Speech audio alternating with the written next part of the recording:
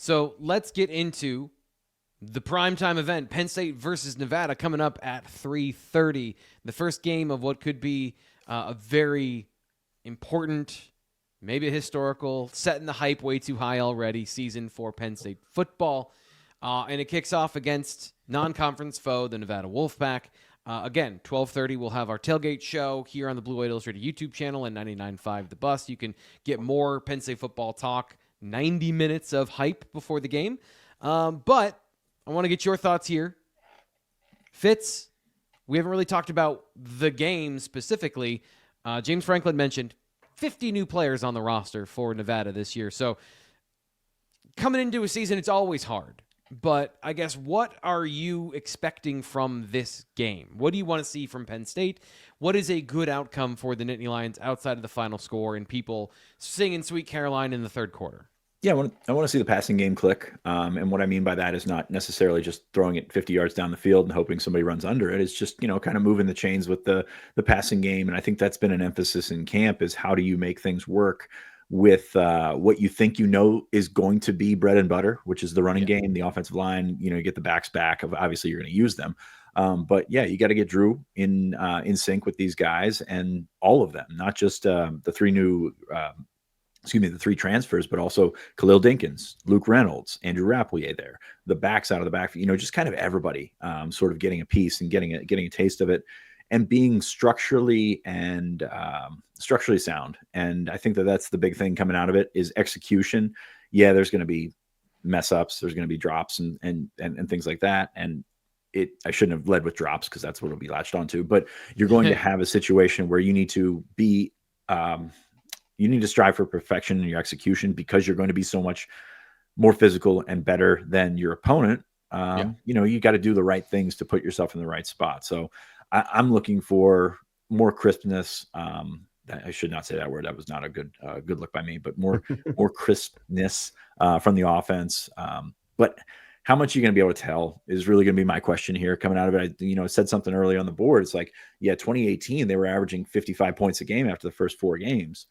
And then they averaged 24 from there on out. Like, you can't tell what kind of offense this is going to be based on the next 3 weeks. And we'll probably fall into that trap. We'll probably talk about how good the offense looks eventually, but they've got things to iron out. This is a work in progress. This is something where if you come out expecting the 94 offense, you're going to be disappointed. This is something that they have to iron out over the next couple of weeks. They'll do that with reps. They'll do that with different combinations of personnel, and they'll do that with more passing than you would think. I think a lot of the folks will revert back to, well, if you can't just run it down their throat, why wouldn't you do that? Well, I think there's a lot of things to work on. So I think this is a working trip rather than just making a steamroller out of it, if that makes sense. Yeah. Ryan, what are you looking for? What are you interested in for this weekend to learn more about Penn State football? We talked about it last week as far as, positions we have circled, linebackers. I'll keep coming back to that, and especially just the depth part of it there. I feel pretty comfortable, obviously, about those top 3 in DeLuca and Rojas and Campbell, but that continues to be a storyline that I think people are talking about. So just kind of seeing the depth there and who emerges. One thing I'll say about this game is, when you look at these 3 games, these 3 non-conference games, this is the one that makes sense in my eyes to leave the starters in a little longer, right? Work out those kinks. It's that first game. It's not going to be perfect. Yeah. I kind of think that we could maybe see them playing a little longer, especially with FIU and Villanova. Maybe you'll get some more backups then. I know fans want it to be a blowout right away, right? And see some of those young guys or, those juniors and sophomores who are in reserve. But to me, this one kind of makes a little more sense to let those guys, let your starters get into a bit more of a rhythm. At the end of the day, obviously we all expect Penn State to win pretty handily. It's a 43.5-point spread. I expect it to end somewhere around there. I think my prediction was 56-10. Am I beating the? I don't know if you had a score. You're beating the graphic, but that's all right. You can repeat it later. That's fine. Yeah. I just need to reuse it for the tailgate show for filler at the end. That's all. So you just have to repeat it within a 3-minute segment. Nevada just has so much, their defense. I think they have 1 returning starter, right? Everything's changed there. So portal. I think, that's the reality for this level of program is that, right? Yeah. It's just going to be just a washing machine, just over and over again. You're just going to have to refill those rosters, which is sounds awful if you're a coach. I'm not gonna lie. Especially somebody plays well, like Isaiah Worlds, who actually from last year, a team that struggled, played really well, and suddenly he's at Oregon. Right. It's interesting. I kind of have a different perspective from you guys about this game, given what they went out and did in the offseason, and the fact that they Fitz, you mentioned you referenced 2018. And I think that's a really good point. But to me, the offensive line was still an issue in 2018 where it wasn't as solidified as this year. So we knew in 2018 they had good playmakers. Like they had the explosive guys to then score and score efficiently. The goal this year from Stan Drayton is be explosive. You know, the passing game, be more efficient. So I guess I actually was thinking about 2018 a lot in the same way of 2016, 2017, 2018, those teams that were so dynamic and explosive. I think maybe that is a fair benchmark given maybe they're not as talented. They don't have Saquon Barkley, but they do have Nick Singleton. They don't have a Chris Godwin or out on the field necessarily, but they've got a lot of receivers that are seniors. So I guess I do kind of think like you want to put the dagger in early. You want to show some of those things of, okay, our running backs know how to read the hole and they're going to shoot off into the right gap and get a touchdown if you do not play perfect football. I was texting Landon before he was texting me. He's like, why does every team, like every Mountain West team or every Division II team, play quarters? And that's really what I'm interested in how they're going to play, because that can go into how you attack, what's on the docket for Penn State to take advantage of in the second quarter once they adjust to, hey, what's the game plan? I don't see how Nevada can come out and play anything other than cover 3 with an extra safety in the box. I just have no idea how you're going to try and play with 2 deep safeties and Penn State rolls out with 2 tight ends and an All-American running back and a crazy good, massive offensive line. There are things that I think Penn State's going to do that is going to force them to play a certain way. And then if you've got 3 safeties deep, I agree with Fitz. I think the passing game needs to be an emphasis in this game. So those are kind of my thoughts about how I see, at least from the Penn State offensive side. Z-Man is in the chat. He says he wants to see Jim Knowles' defense. I'm also interested in that.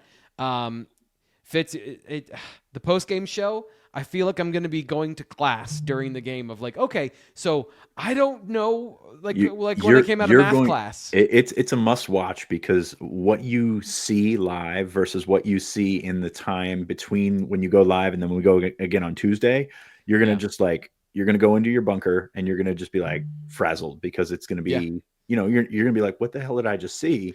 His shit's so complex. I don't know how much they're going to set. I don't know how much they're going to show. But like in terms of the scheme, I think he makes a big difference. He makes a big difference compared to Tom Allen and what they do.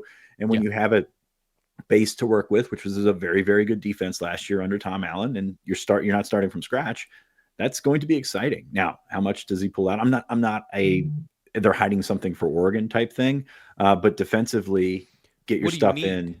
Yeah. What are you going to need to do versus what are you going to do? I'm interested to see it, man. It's going to be fun. And I think that going back to your previous point, the angles are going to be different for Nevada, for FIU, for Villanova. And I think that that's really what it comes away with. If Nick Singleton breaks an 80-yard run, does he break that same run against Oregon, whose safety is probably faster and probably a better football player than Nevada's? I think that those are the little things. So when I'm saying about execution is like, if he's got 2 yards to spare from that safety, if that's 1 yard to spare against Oregon, that's still a touchdown. Those are the little things that you're looking at, is how do you put yourself in the place to execute to perfection, which is not going to happen. It's college football.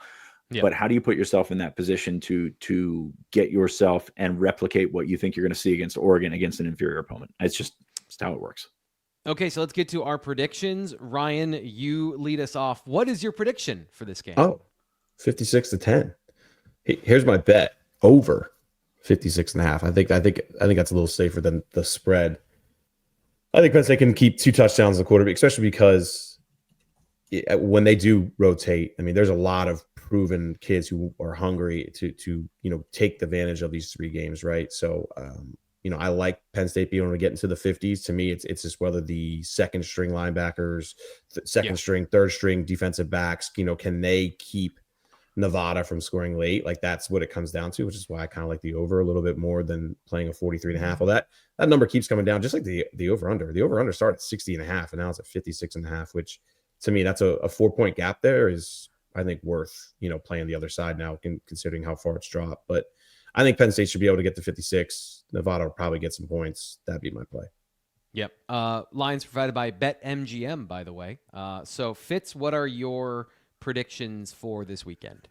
I've got Penn State 55, Nevada 7. I looked at what Nevada's coach said about their team, and he said they've been very physical. I think that's very good for Penn State, just in terms of like somebody else hitting you from a different angle is going to benefit you, but also the gap there. Nevada was losing a lot after last season. So I just, in the portal world, maybe they can gel by Mountain West Conference season, but this is a really tall ask of them to come in here and to do much of anything. Chuba Purdy, though, the quarterback, he's been at Florida State, he's been at Nebraska, got some talent there, got some athleticism, and a guy that can, when things break down, can maybe make some plays. I think Penn State will be fine against him, but it's just it's a different style of quarterback that will give teams trouble down the line. I don't know what's going to happen this weekend. T-Fred, can I add one thing real quick? Sure, go for it. One thing I didn't mention too is Nevada's three best games last year were Minnesota, Oregon State, and SMU. Like as far as the way they played, they came within 5 points of SMU, and they upset Oregon State. Obviously, Penn State's a better team than all three of them. We know that. My point with that is, I do think they have a good coaching staff. Like they clearly go for these big games. Again, which is kind of why I feel like, maybe Penn State will play their starters a little bit more. Like I could see maybe that first quarter being a little bit more competitive than fans will want. But I just wanted to point that out that, they did get up for those games. But again, half the roster is gone from that. So it's hard to know. With some of the coaching points that I noticed watching them this August trying to prepare for this game is the sound coaching decisions, some of the things they do. I thought that despite the fact they didn't have a passing game, their offense, they were able to find yards, especially with that quarterback run game. There are aspects of this team that I think are good and that can challenge Penn State as you guys said, hit them, make them feel like it's a game. You'll find good coaching at that level. That's the thing. Yeah. Like you'll find better coaches at that level than some of the higher Power 4 coaches. Like that, and now those Power 4 coaches were once upon a time probably at that level as well. But it's just interesting because it's so tough. Like I said earlier, I wouldn't want to do it because that's by the time you develop a player, now all of a sudden he's in the portal and that's his right. But it's just got to be just like a punch in the groin there. That's tough. Yeah, I mean, hell, Power 4 teams are experiencing the same thing. I can't imagine being, a Mountain West team. I have, as I mentioned earlier, I was thinking about those Saquon Barkley teams, those Miles Sanders teams. 66-6 is where I'm going with this because I think that Penn State, the intention is to be explosive. The intention is to show that you have all those things. So I'm going to go with 66-6 here for the Nittany Lions winning in this game in a statement fashion, and everyone feels great about it.